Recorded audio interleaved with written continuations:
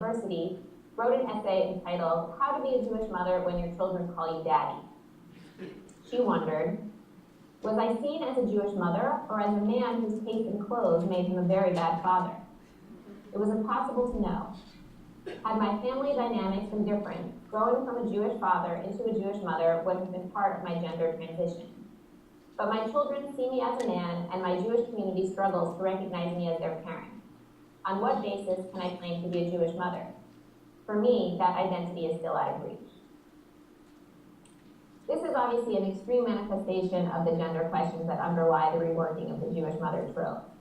But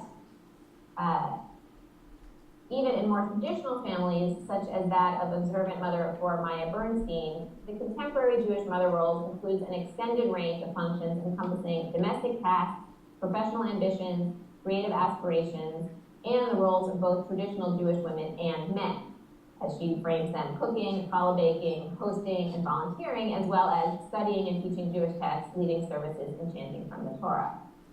The problem, as Maya frames it, is that the expansion of the gender roles to which Jewish mothers feel bound is an accretion, not a revolution in gender roles, and therefore leads to an untenable situation. She wonders, are we any better off than my grandmother was? Finally, the last theme is one that challenges the Ashkenazi-centric nature of the Jewish mother archetype. We might call this the but matzo balls have no place in my Jewish tradition challenge.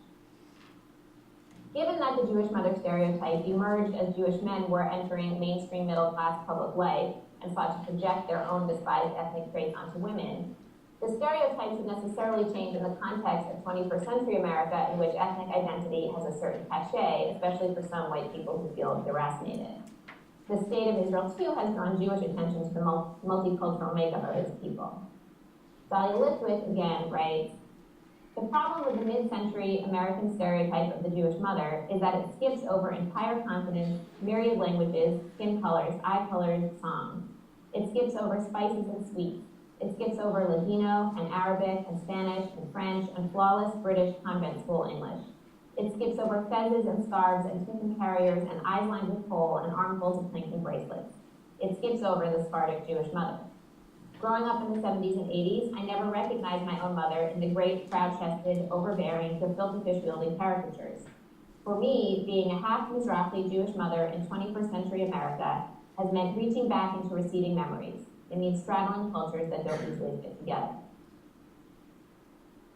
The opportunity posed by the consideration of cultures excluded from the Jewish mother stereotype is not a quick fix, as Lithwick admits, but it does help to introduce a wider range of models and rituals to the image of Jewish motherhood, and at the very least, to point out a fresh angle from which it is overly restricted. In conclusion, I want to return to the epilogue of Joyce's book, in which she speaks about the lessons she's learned from her own daughter, Lauren, from whom we'll have the pleasure of hearing in just a little while. Lauren has developed her own Jewish mother commentary from the perspective of what she calls the DJFs, Daughters of Jewish Feminists, an identity that I, also a second-generation Jewish feminist, share. This second-generation identity, entirely unaddressed and uncontainable by the Jewish mother archetype, provides a new stimulus for the makeover of the Jewish mother. If the first generation of Jewish feminists define themselves against the traditional Jewish mother, how do their daughters enact their own generational rebellion? What legacy do we inherit, and how do we carry it forward? To illustrate this conundrum, I offer a personal example. When I began my work on the Jewish mother, one of the first articles that came up in my research was one written by my own mother in the 1980s, describing how her generation of Jewish feminists tried to reject and remake the stereotype. Of course, I groaned. Even in trying to define my own personal and scholarly path, I discovered that my mother had laid the groundwork, and that my response to the cultural symbol would necessarily be refracted through hers. The writer Lauren Sandler put her own Jewish daughter's Jewish mother confusion this way. She wrote, I was raised by a progressive, forward-thinking mother, the anti-Jewish mother. When I had a daughter, I had to confront the legacy of being raised by the anti-Jewish mother. Would I draw even further away from my grandparents' traditions? Would I find my way into the sort of American Jewry I tend to resist along the same lines as my mother? She goes on to describe the Israeli mother she met through her daughter's preschool, who provided a different model of informal, non-religious Jewish life. So she asks, what am I? Am I a progressive Israeli-style Jewish mother? an even more secular American one than my own anti-religious mother could be in the shadow of her observant parents? I like to think I'm something else, a Jewish mother on my own emerging terms, a maternal diaspora of one. Though Sandler frames the path she's chosen as a positive discovery, it also strikes me as a very lonely way to define 21st century Jewish motherhood, as a maternal diaspora of one. But it presents us with an unintended challenge, to unite these singular maternal diasporic experiences into a more communal project that frames a collective reconsideration of the Jewish mother. Thank you.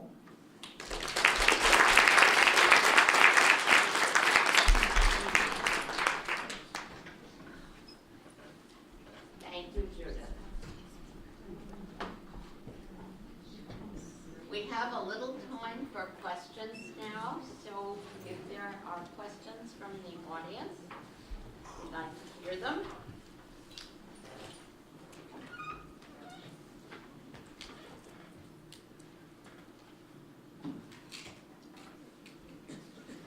No questions? Are there? There is a question. Yeah.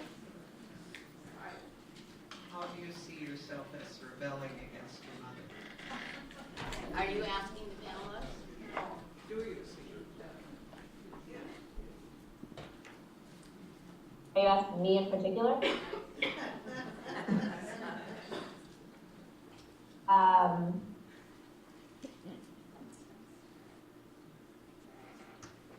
I'm not sure I see myself as rebelling against my Jewish mother necessarily. I see myself in many ways really as carrying on her legacy, but doing it, in my own way. I certainly, when she was alive, had many disagreements with her about ways that we approached almost everything.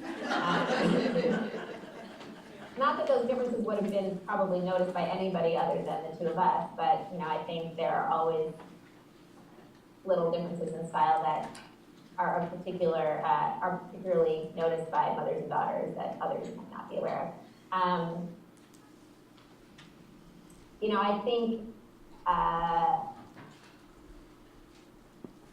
I think my rebellion is in insisting on some level that there is a constantly evolving process of definition and not accepting her way as the way, which was sometimes the way she presented it. I think theoretically she would certainly embrace the idea that all of these roles and the politics around them are, of course, constantly evolving and emerging, and yet in daily lived life of families and mothers and daughters, I think there's more resistance to being willing to let go and see that kind of thing.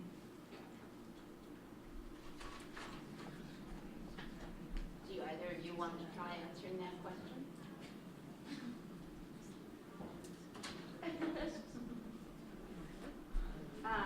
I won't speak about my own relationship with my mother, but I'll say the cartoonists that I look at are sort of say very much the same thing as what Judith is saying, which is that there's a kind of a rejection of some of what's been passed on to their mothers, but in that rejection there's a kind of embrace. So it's sort of Jewish identity is process, and even in the rejections themselves become moments of embracing. Because in order to reject something, you're acknowledging that thing. So there is a kind of embrace within those rejections. So my mother is a secular atheist, but ethnically Jewish, and I think I'm more interested actually in my Jewish identity than she is. So it's sort of an interesting twist. Joyce? I wonder if Sasha and Tamir would talk a little bit about the challenges and difficulties of working with comedy and comics as a genre which you focus your work. I know I found comedy to be very slippery, and a recent example, Sasha and I were talking about National Lampoon, and the jokes in National Lampoon. There's a new documentary. Do we take what we find in these genres to be a representation of the writer's beliefs, or are they poking fun at those beliefs? And maybe you can talk a little bit about Yeah, it's very difficult, I think, to study comedy. So there's the issue of the creator's intent, and then there's also the issue of how audiences receive the humor and whether audiences get the joke.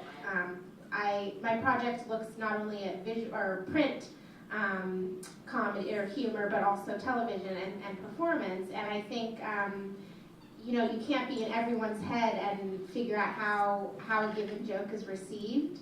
And you also, like Joyce is saying, you don't know if the author is making fun, if the humor is based on something that the author, a conviction or a belief that the author holds, or just an effort to make people laugh.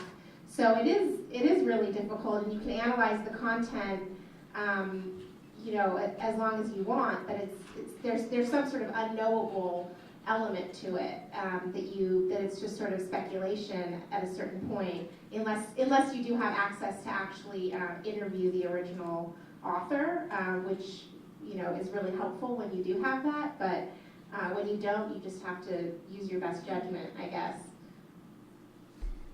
It's funny, I've been thinking about this a lot lately, and it's different. Like, I deal with comics, and I think there's a lot of misconceptions about what comics are, that it's a medium, not a genre. So actually a lot of the works that I write about aren't that funny, although a lot of them are. But it's difficult to very quickly explain comics as another mode of telling, especially coming from a literature program. So there's that element, and I remember my dissertation director very lovingly saying, there's the Jewish and the women element too. She very lovingly said to me, all right, you want to write about Jewish women in comics, just remember you're triply marginalizing yourself.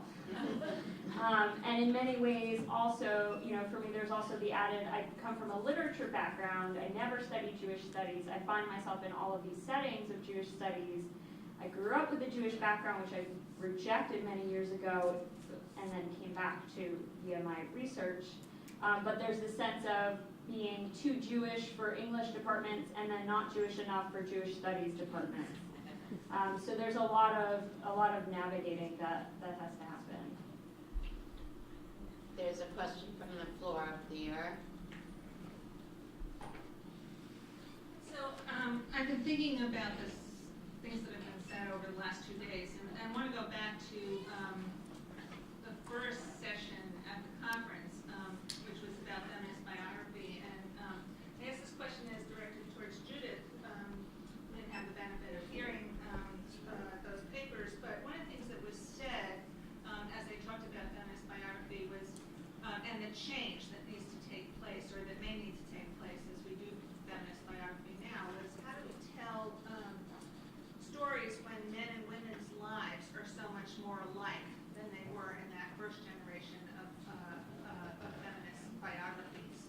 And as I listened to you, I started thinking, and maybe this isn't true, but as the roles of men and women have changed in the family and in relation to parenting, how does that inflect the story that gets told about Jewish mothers?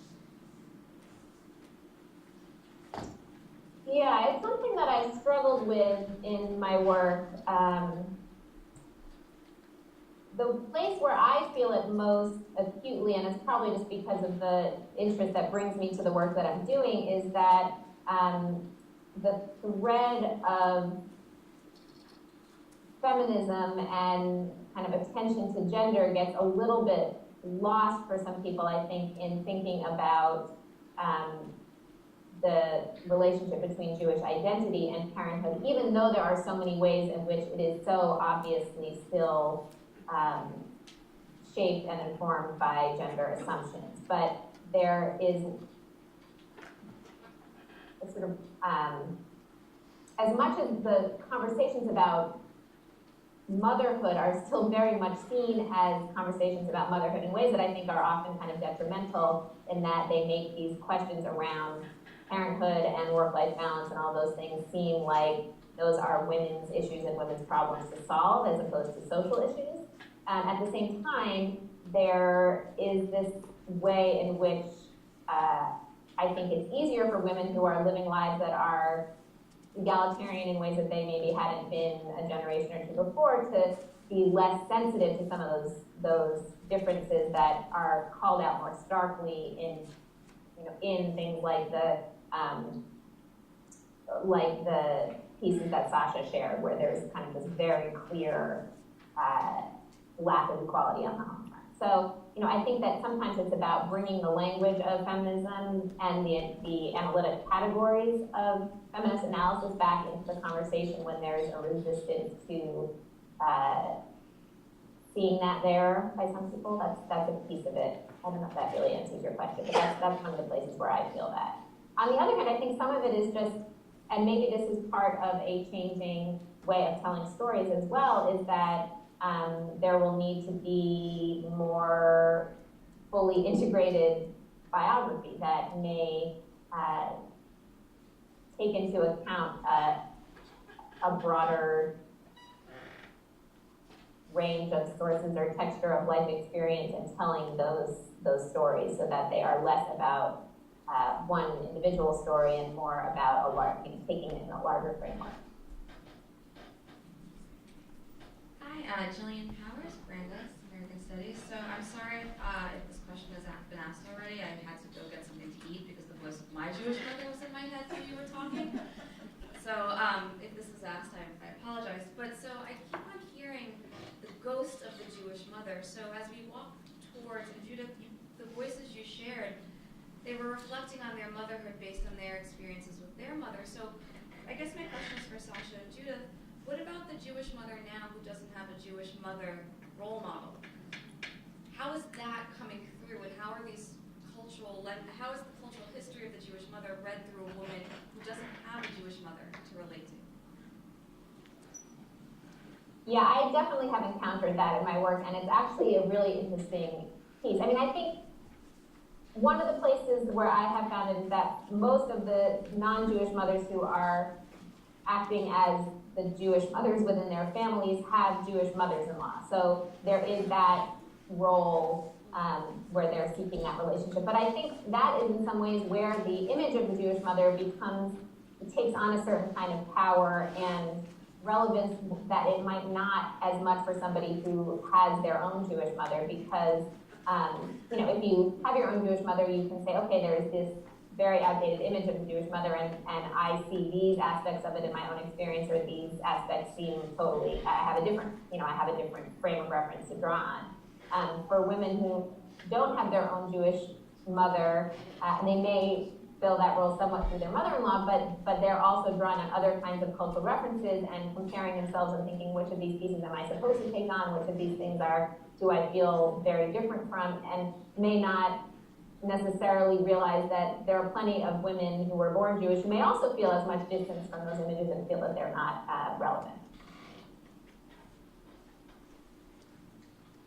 Do you have a question or a comment? Standing up there. No, okay. Thank you. I think in the interest of what I